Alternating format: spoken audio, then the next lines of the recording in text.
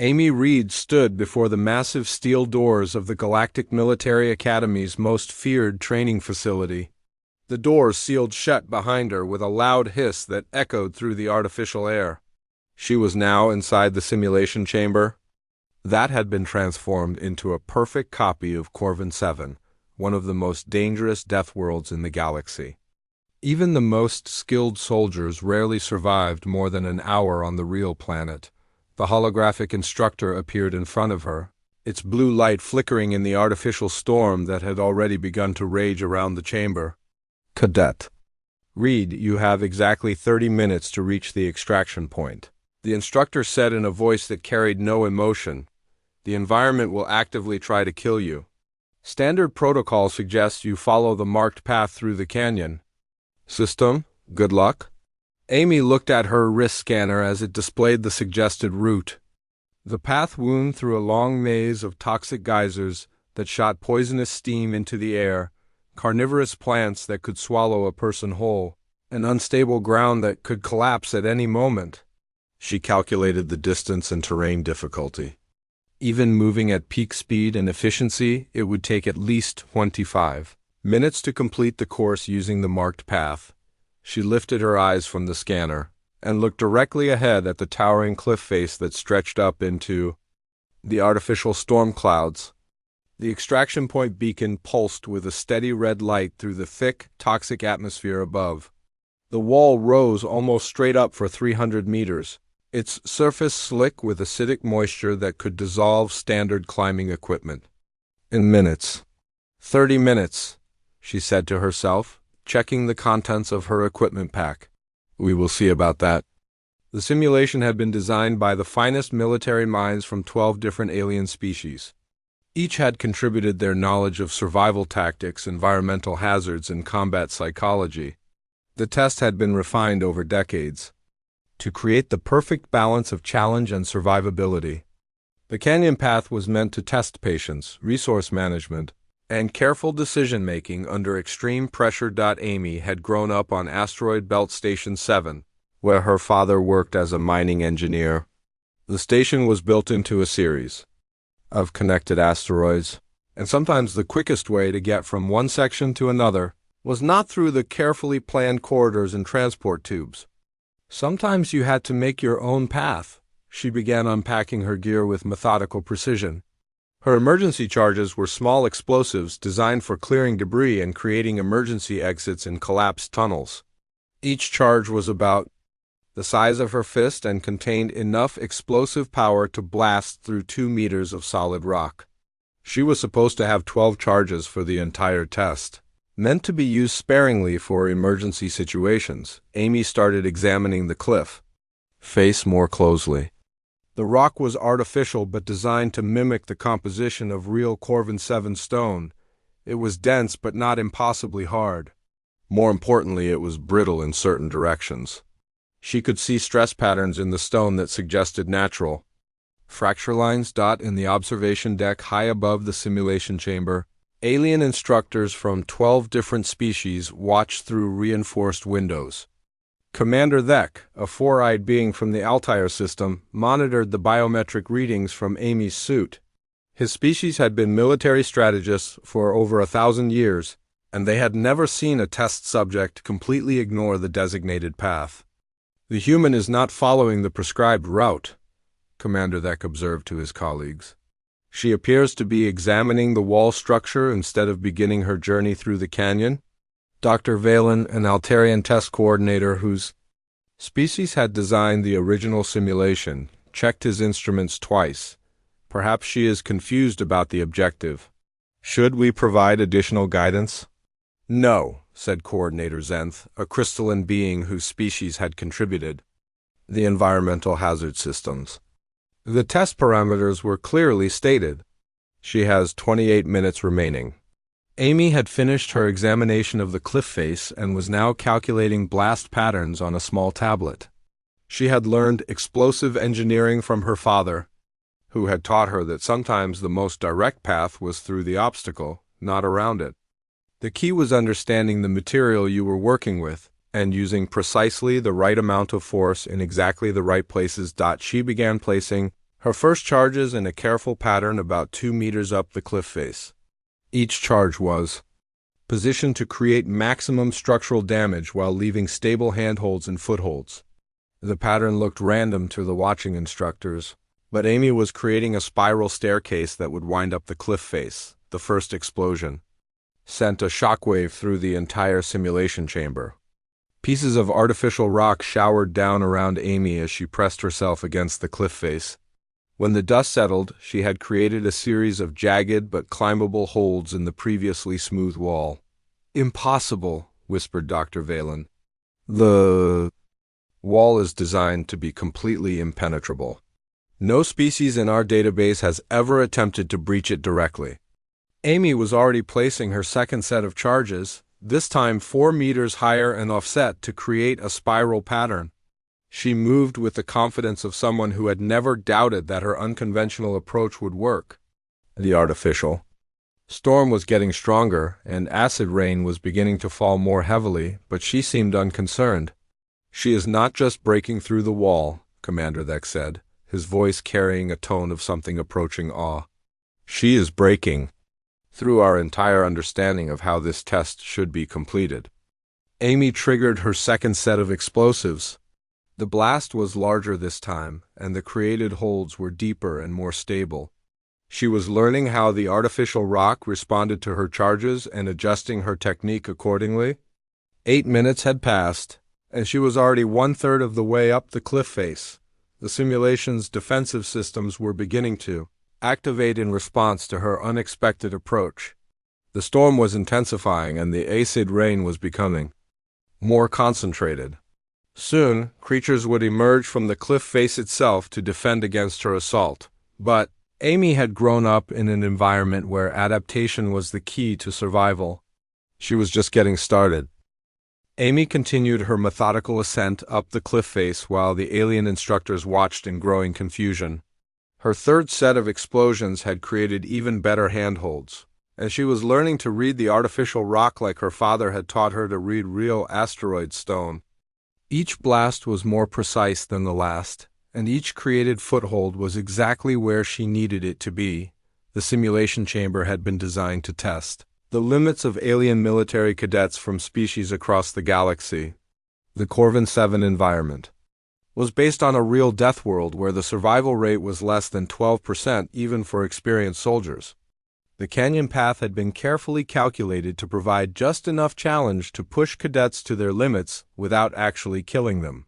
Amy had ignored the canyon path entirely and was now 20 meters up a sheer cliff face that was supposed to be impossible to climb. Her approach was so far outside the parameters of the test that the simulation's artificial intelligence was struggling to respond appropriately. "Her stress hormones are not increasing," Dr. Valen reported to his colleagues in the observation deck. "According to our sensors, her heart rate is actually decreasing as the challenge intensifies." Commander Thek studied the biometric readings with 4 eyes that could process data streams faster than most computers. "This is unprecedented. Every other species we have tested shows increased stress responses when faced with seemingly impossible challenges. The human appears to be growing calmer." Amy placed her fourth set of charges with the same careful precision she had used for the previous 3. She was creating a spiral pattern that would allow her to climb the cliff face like a staircase, but she was also doing something else that the watching instructors had not yet recognized. She was creating a path that would protect her from the environmental hazards that the simulation was beginning to throw at her. The acid rain was falling more heavily now, and the artificial storm was generating lightning strikes that could kill anyone exposed on the cliff face. But Amy's blast pattern had created small overhangs and sheltered areas where she could take cover when necessary. She was not just solving the immediate problem of getting up the cliff, she was solving problems that had not even occurred yet. "She is thinking at least 3 moves ahead," observed Coordinator Zenth. "Her species demonstrates remarkable tactical planning under pressure." Amy triggered her fourth set of explosives and immediately took shelter under one of the overhangs she had created. Lightning struck the cliff face just seconds later, exactly where she would have been if she had not anticipated the timing of the storm's electrical discharge. She waited for the lightning to pass, then continued her climb. The simulation's biological defense systems were now fully activated. Carnivorous vines began erupting from cracks in the cliff face, their razor-sharp thorns designed to slice through standard military armor. The vines moved with predatory intelligence, striking at Amy's hands and feet as she climbed from one blast-created hold to the next. But Amy had grown up in the asteroid belt, where equipment failure could mean death and there was no room for panic. She used her remaining charges not just to create new handholds, but to sever the attacking vines and create defensive positions. Each explosion was perfectly timed to destroy the immediate threat while advancing her position up the cliff face. She is not just surviving the environmental hazards, Commander Thek observed. She is turning them into advantages.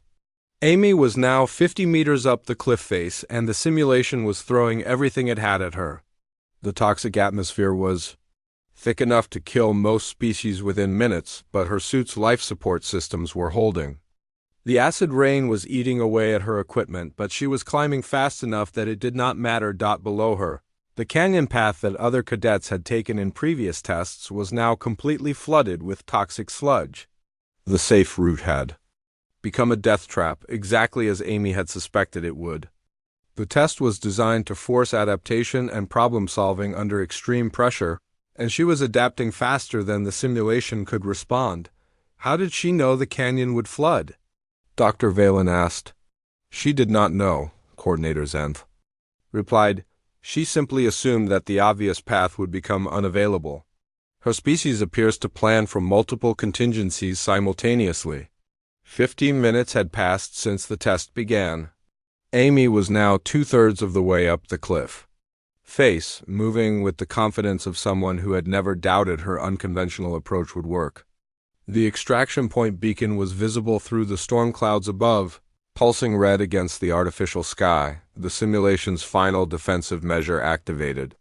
The cliff face itself began to shake as massive tremors ran through the artificial rock. The handholds that Amy had created with her explosives started to crumble under the seismic stress.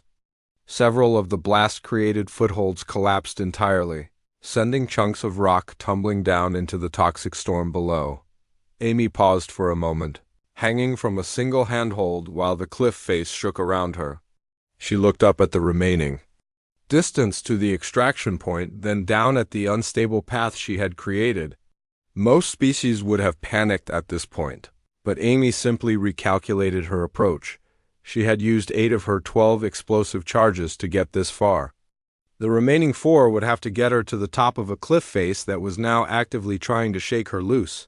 The logical approach would be to use the charges to create more stable handholds and climb carefully. Instead, Amy began placing all 4 remaining charges in a single concentrated pattern. She was going to try something that no military instructor from any species had ever seen attempted. She was going to blast herself to the top of the cliff in a single explosive leap.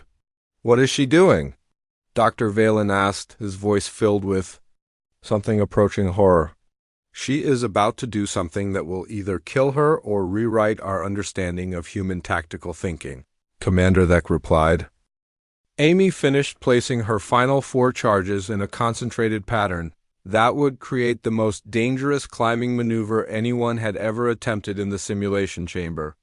The charges were positioned to create a massive blast that would launch her upward toward the extraction point while simultaneously carving handholds in the cliff face above her current position.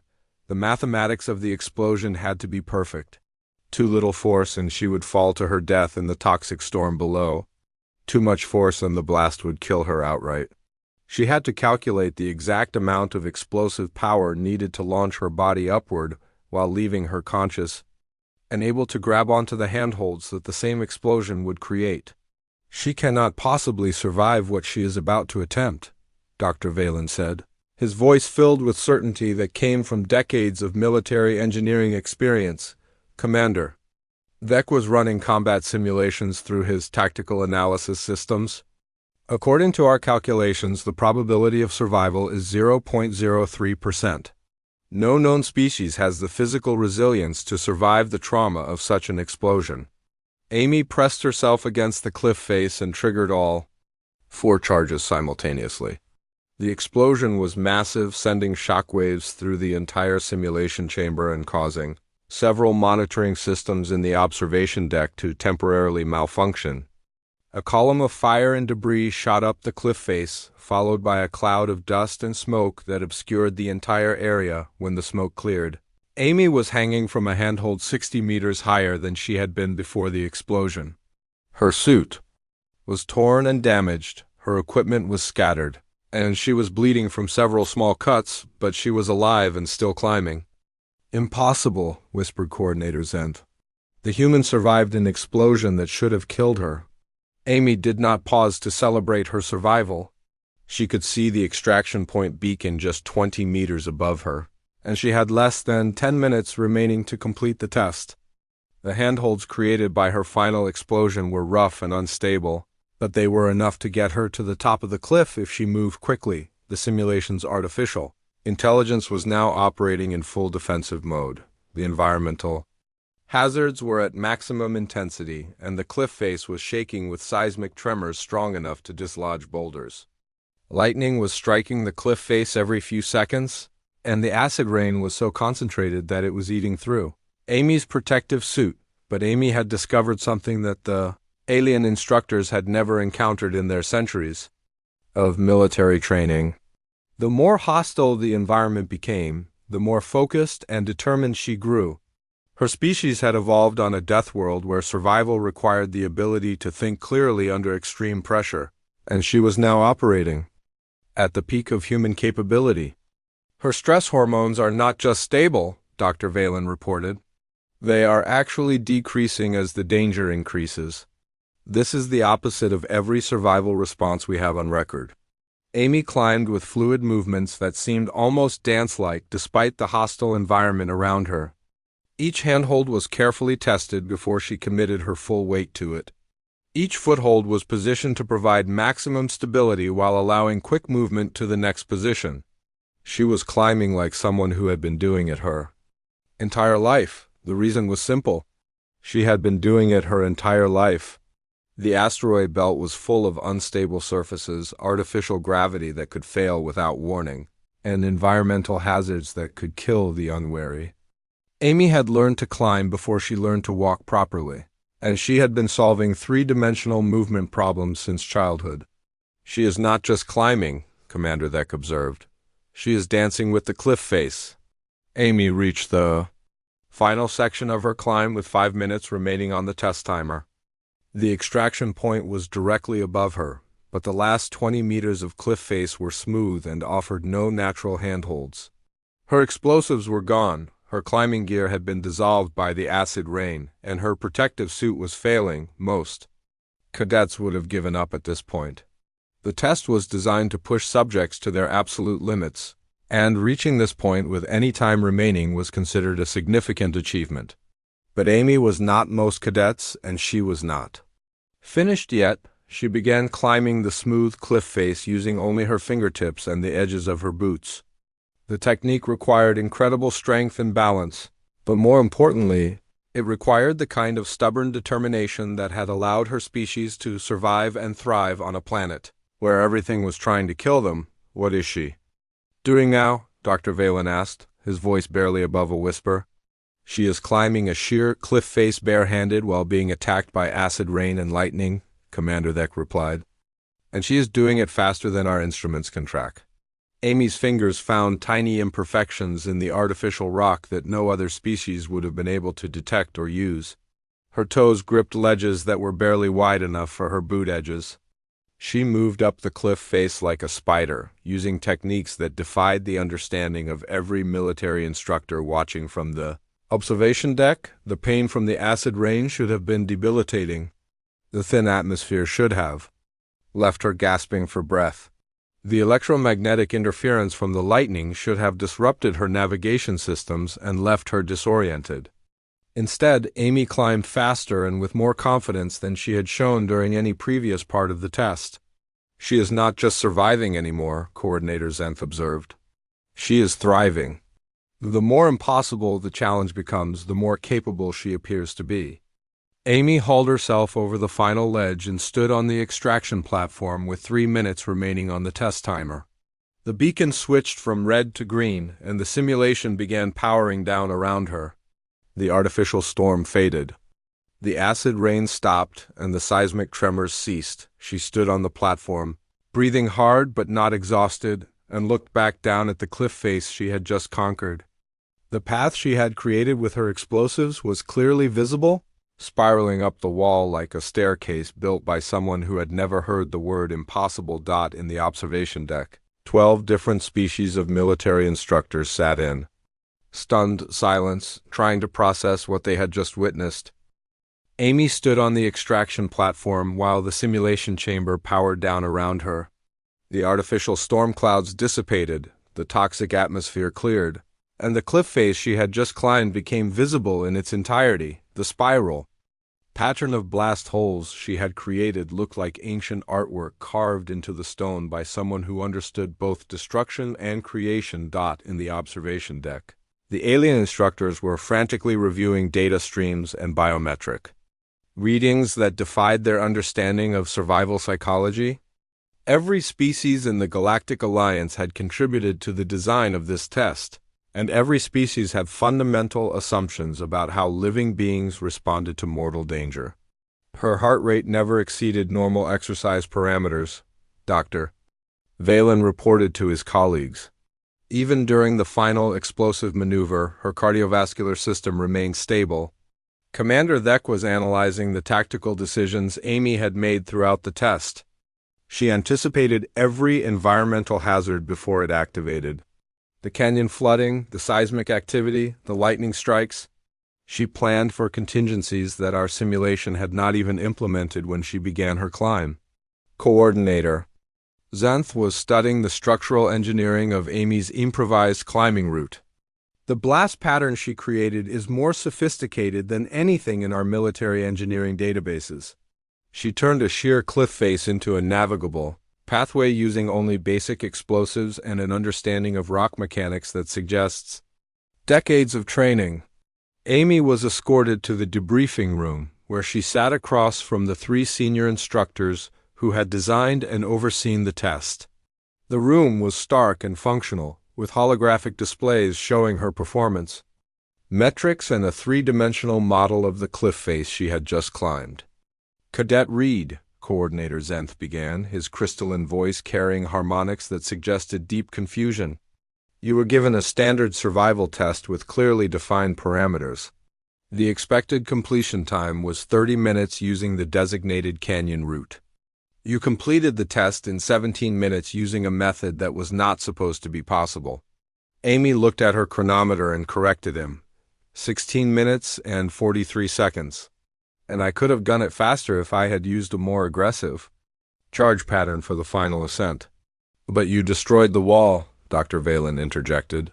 The cliff face was designed to be an absolute barrier. No species in our database has ever attempted to breach it directly. The cliff face was between me and my objective, Amy replied with a shrug, so I went through it. The test was about getting from the starting point to the extraction point. Alive, I got there alive using the resources I had available. Commander Thek leaned forward, his 4 eyes focusing on Amy with intense curiosity. Why did you not take the canyon route? Our analysis indicated it was the safest path to the objective. Amy laughed, a sound that seemed to confuse the alien. Instructor's safest path? That route screamed trap from the moment I saw it. Too obvious, too convenient. In a real survival situation, the path that looks safe is usually the one that gets you killed. But the canyon route was designed by our finest military strategists, Coordinator Xanth said. It incorporated the collective wisdom of 12 different species with thousands of years of combat experience. And that was exactly the problem, Amy replied. You designed a test that made sense to military strategists sitting in comfortable offices. But Corvin 7 is not a comfortable office. It is a death world that does not care about military strategy or collective wisdom. It only cares about killing anything that tries to survive on its surface. Dr. Valen was reviewing the environmental Data from the test. You anticipated the canyon flooding before our simulation had even activated that hazard. How did you know it would become impassable? Amy considered the question for a moment. I grew up on mining stations where equipment failure could kill everyone in a section. My father taught me to always assume that the obvious solution would fail when you needed it most, so I looked for an alternative before I needed one. And you decided that climbing a sheer cliff face using improvised explosives was a better alternative than following a carefully planned route? Commander Thek asked. I decided that creating my own path was better than trusting someone else's path, Amy corrected. The cliff face was not my enemy, it was just an obstacle. Obstacles can be overcome if you understand them and apply the right amount of force in the right places. The instructors exchanged glances that suggested they were communicating through methods that Amy could not detect. Finally, Coordinator Zenth spoke again. Your approach to this test was unlike anything we have seen from any species. You did not follow any recognized survival protocols. Your survival protocols were designed for your species, Amy said. Humans have different strengths and different ways of thinking about problems.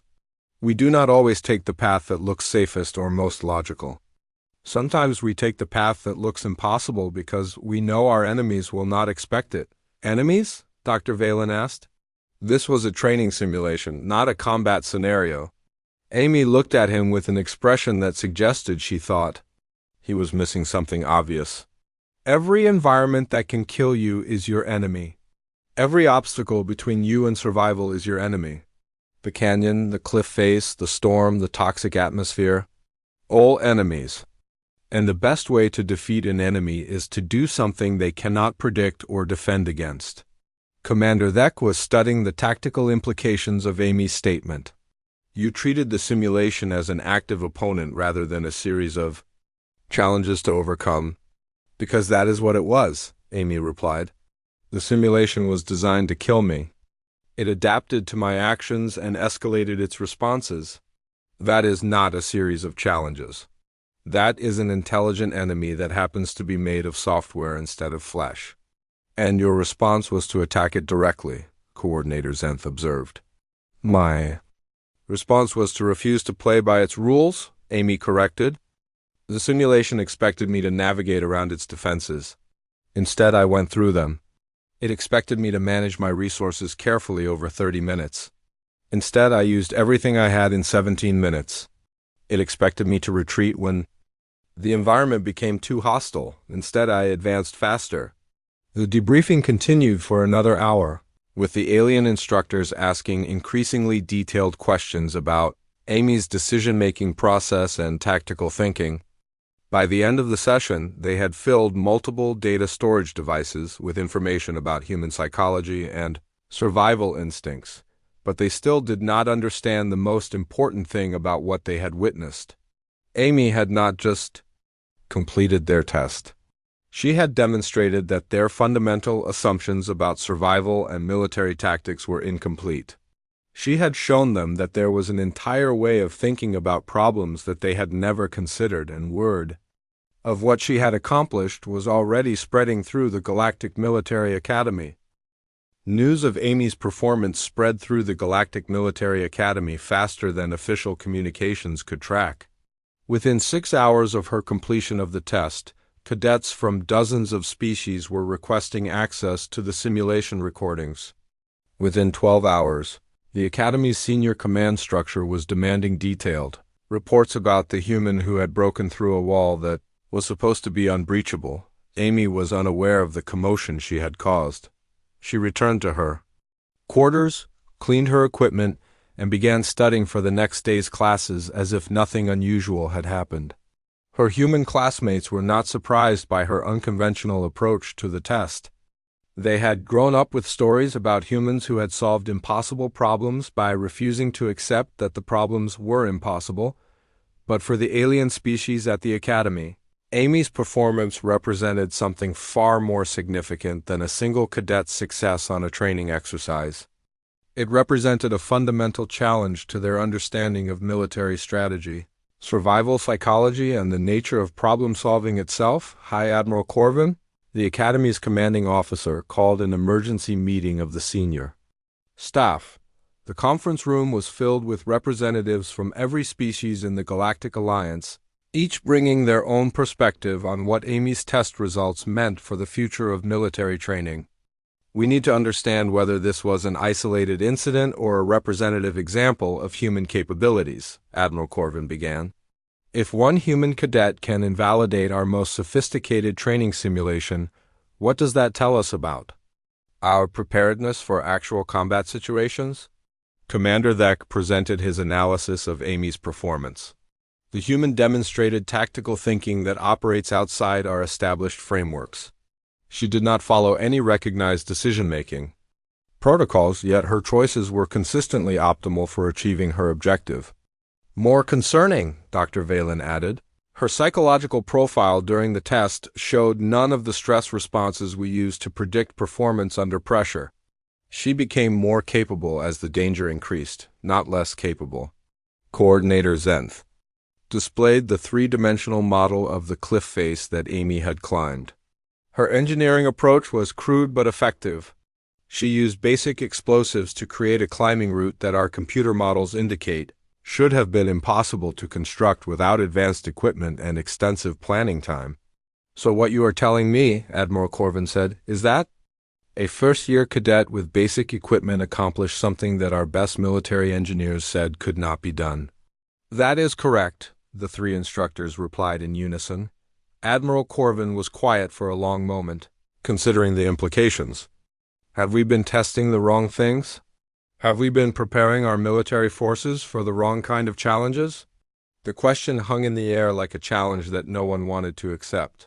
The Galactic Alliance had been built on the assumption that different species brought different strengths to military cooperation.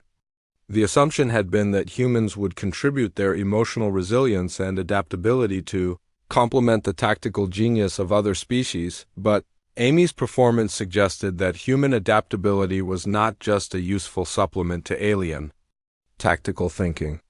It was a completely different way of approaching problems that could make traditional tactical thinking obsolete. We need more data, Admiral Corvin decided. I want every human cadet at this academy to take the Corvin 7 simulation. I want to know if Amy Reed is an exceptional individual or a representative example of her species' capabilities.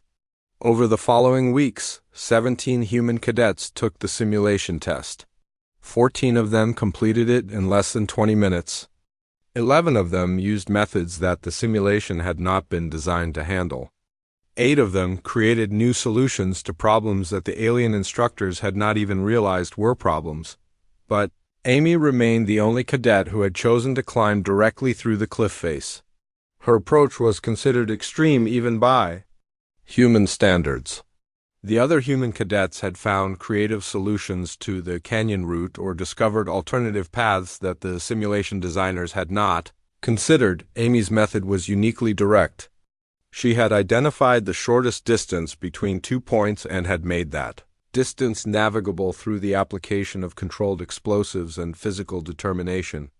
It was an approach that was both elegantly simple and terrifyingly effective. The results of the expanded testing program reached the highest levels of the Galactic Alliance Military Command. Within a month, Amy received orders to report to the Advanced Tactical Development Center, where the Alliance's most challenging military problems were studied by the finest minds from across the galaxy. Cadet Reed, Admiral Corvin said when Amy arrived at his office, your performance on the Corvin 7 simulation has attracted attention from the highest levels of Alliance Command. They want to know if your approach to problem-solving can be applied to larger strategic challenges. Amy looked at the Admiral with the same calm expression she had worn during her test. What kind of strategic challenges? The kind that have been considered unsolvable for decades, Admiral Corvin replied. The kind that require someone who can look at a problem and see solutions that no one else has considered. And they think I can do that because I climbed through a wall instead of around it? They think you can do that because you refused to accept that the wall was an obstacle, Admiral Corvin corrected. You saw it as a problem to be solved, not a barrier to be avoided. Amy considered this for a moment. When do I start? Immediately, Admiral Corvin said. There is a transport waiting to take you to the Advanced Center. Your first assignment is to review a defensive scenario that has been stalled in committee for 3 years because no one can agree on a viable solution. As Amy left the Admiral's office, she carried with her the knowledge that she had not just completed a training exercise. She had demonstrated a way of thinking that could change how the Galactic Alliance approached its most difficult challenges.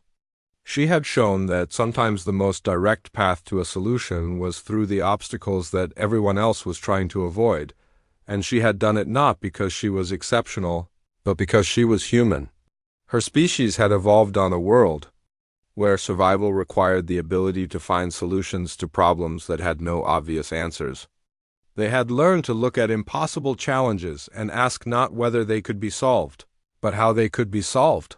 The galaxy was about to learn what that meant for the future of military strategy and interspecies cooperation. Amy Reed had broken through more than just a wall. She had broken through the limitations of conventional thinking and opened a path to possibilities that no one had previously imagined.